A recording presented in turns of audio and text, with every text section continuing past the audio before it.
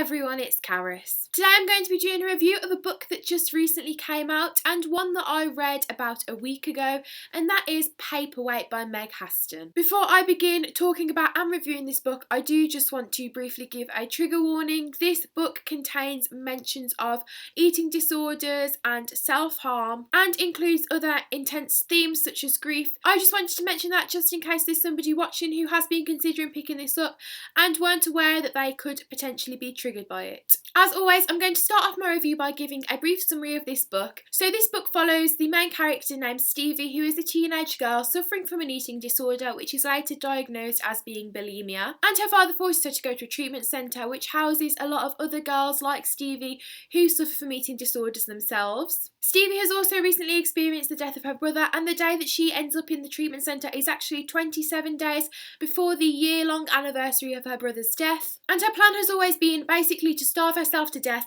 and to die on the anniversary of her brother's death in order to honour him in some way. But obviously once she finds herself in the treatment centre, people are beginning to monitor her every move, and she starts to realise that this plan isn't going to go as smoothly as she initially thought it would. So that's all I'm going to say for the little summary of the book. What I will say is that I absolutely adored this book. It was so good. I gave it a 5 out of 5 stars, and guys, if you have watched some of my other videos, you may be aware that All the Right Places by Jennifer Niven was one of my favourite books of the year so far, and I have to say that this book, Paperweight, has now taken that crown. I would definitely say that it's my favourite book that I've read so far this year, which is an amazing achievement because I've read so many good things, but that is just how much I loved this book. Now, I'm fortunate enough to be someone who has never had to experience an eating disorder firsthand myself, so I don't feel like I am a person who can really comment on whether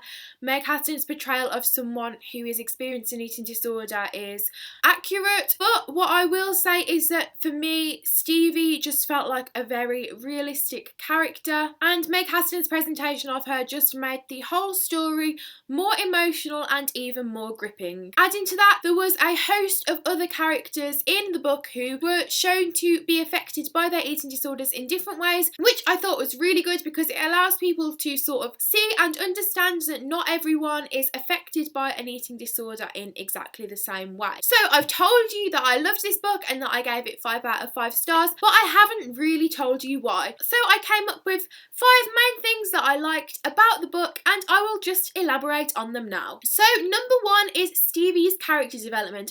I felt that she had a really good character arc throughout the book, which also seemed really realistic. It wasn't just one straightforward journey. She had lots of ups and downs throughout the book, and I just felt that that was realistic just of everyday life really, because life always has lots of ups and downs, and sometimes in YA books in particular, things just seem to be a bit too straightforward, which was definitely not the case in this book. Number 2 is that I like how this book implied certain messages which are relevant to all people, whether you yourself suffer from an eating disorder or not. An example of this that I can think of in the book is where the girls at the treatment centre are given a piece of string and they have to cut how much string they think it would take to wrap around their waists. And the main character, Stevie, overestimates herself by 40 pounds. Now obviously the main reason for this is because of her eating disorder, but it also sort of really struck a chord with me because I think even people that don't suffer from eating disorders very often view themselves in a negative or unrealistic way. I just thought that there was a message about body image and how we view ourselves that could be taken from that. Number 3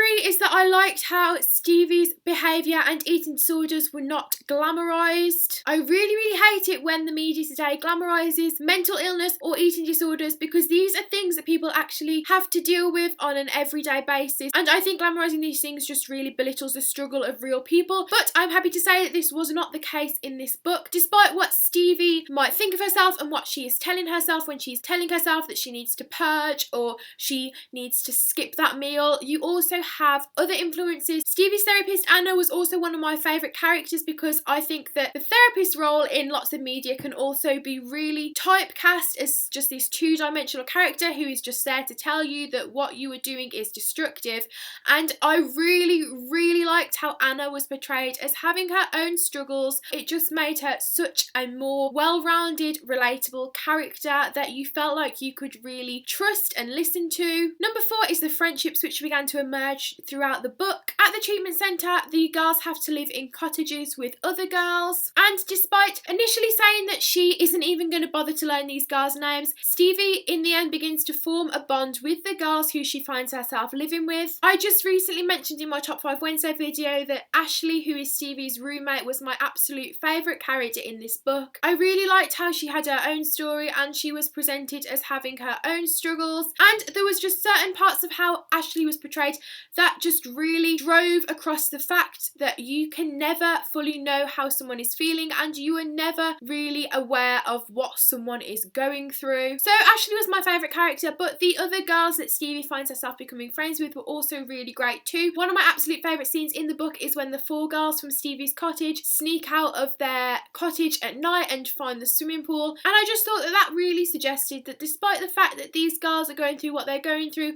at the end of the day they're just normal teenage girls who want to do normal teenage girls things like have fun with their friends. And the 5th thing that I want to mention that I really liked about this book is that there was an LGBT aspect to this story which wasn't the central focus of the book. Don't get me wrong, I really love reading LGBT books about people discovering themselves and coming out, but I think it's also really important for LGBT relationships to also be depicted not in a central way and not really be questioned or cause any confusion, and I thought this book did a really good job at doing that. So those were my 5 things that I really loved about this book. Other than that, the writing itself was just really gripping and emotional and moving, and the book contained a few flashbacks which really helped you to get more into Stevie's head. Normally in my reviews I include a few negative things as well, but I just really can't think of anything. I just really can't speak of this book highly enough. I definitely think it's one that I'm going to be rereading again in the future. Also, this book is just super short and quick to read. I flew through it in just over a day, so if you're looking for something quick to pick up over the summer, then this might be one that you want to try, although maybe don't read it on the beach or somewhere in public if you think you are going to be emotional, because it definitely made me emotional. I would recommend this book if you enjoy books about eating disorders or mental illnesses in particular. Also, if you just enjoy YA, I think it's a solid choice. Thank you so much for watching this video. I hope you enjoyed it. I sometimes find books which centre around eating disorders or mental illnesses difficult to review or discuss, but I hope I did an okay job, and hopefully if you were thinking about reading this book then you've taken a few things away from this. If you have read this book, let me know in the comments what you thought about it. I would be really interested to know if you agree with me or if you disagree with me. That's all for this video. Thank you all so much for watching. I hope you all have a great day and I will see you again next time. Bye!